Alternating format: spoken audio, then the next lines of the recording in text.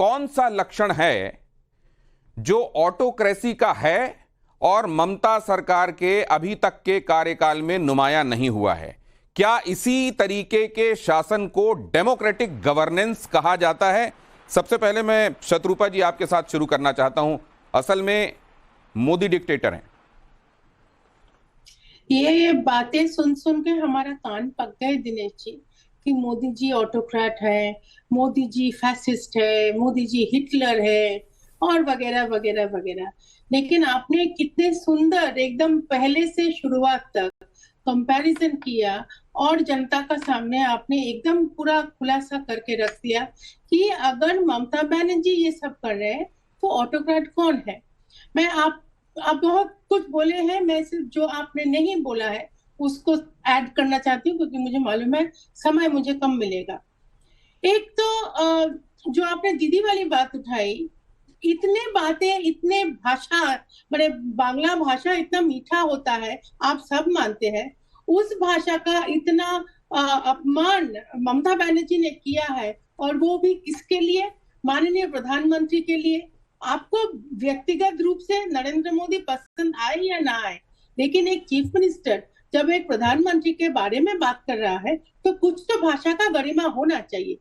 Similarly उन्होंने माननीय स्वराष्ट्र मंत्री के लिए, होम मिनिस्टर के लिए भी ऐसे ही एक बात मैं मैम जानना चाह रहा हूं शत्रुपा जी आपसे, और उसको लेकर फिर मैं बाकी मेहमानों के पास जाऊंगा, कि क्या ममता बनर्जी को केंद्र की तरफ से ऐसा घेरा जाता रहा है अब तक कि उनको असर्टिव होकर उसका जवाब देना पड़ा है कई बार, और इसी में से एक कड़ी ये भी है? क्या इसको इस तरीके से भी देखा जाना चाहिए?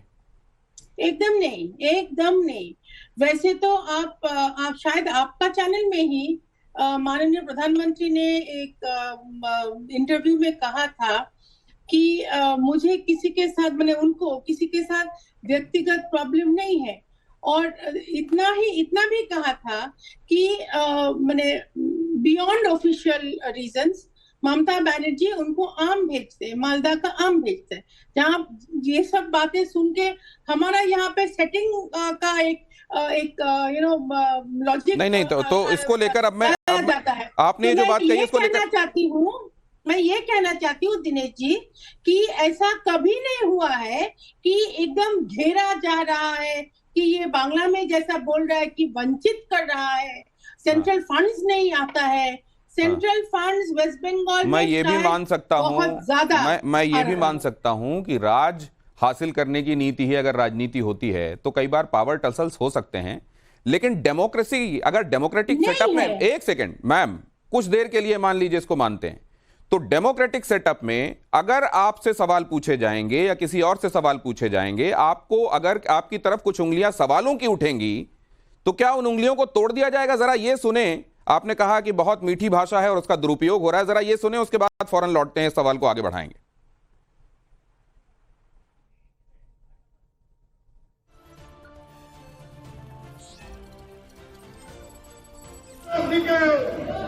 মমতা বন্দ্যোপাধ্যায় নাকি নাটক করছেন, মমতা বন্দ্যোপাধ্যায় নাকি এই ঘটনায় দোষী, মমতা বন্দ্যোপাধ্যায় পদত্যাগ চাই। আমার বক্তব্য, এই ঘটনায় যারা মমতা বন্দ্যোপাধ্যায়ের দিকে আঙুল তুলছেন, নোংরা ভাষায় সোশ্যাল মিডিয়ায় মমতা বন্দ্যোপাধ্যায়কে গালাগালি করছেন, যারা আঙুল তুলে মমতা বন্দ্যোপাধ্যায়ের পদত্যাগ চাইছে, সেই আঙুলগুলোকে চিহ্নিত করে সেই আঙুলগুলোকেও ভেঙে দেওয়ার বন্দোবস্ত করতে হবে। हमारी तरफ उठने वाली उंगली को तोड़ दिया जाएगा, ये स्वयं प्रकाश पुरोहित जी, ये डेमोक्रेटिक तरीका है?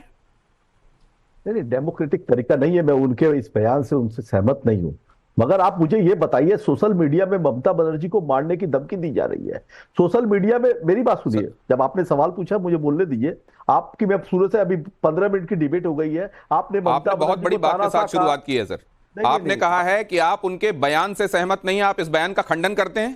नहीं, वो अगर अंगुली तोड़ने की बात है, कोई भी अगर राजनीतिक व्यक्ति गणतंत्र में इस तरह की बात नहीं करेगा। आप अगर उस पार्टी को रिप्रेजेंट कर रहे हैं सर, तो आप क्या ये कहेंगे कि ये गलत हुआ है, और आप क्योंकि रिप्रेजेंट कर रहे हैं, आप उनके बिहेस्ट, क्या आप ये बोलेंगे गलत हुआ है, इसके लिए माफ किया जाना चाहिए?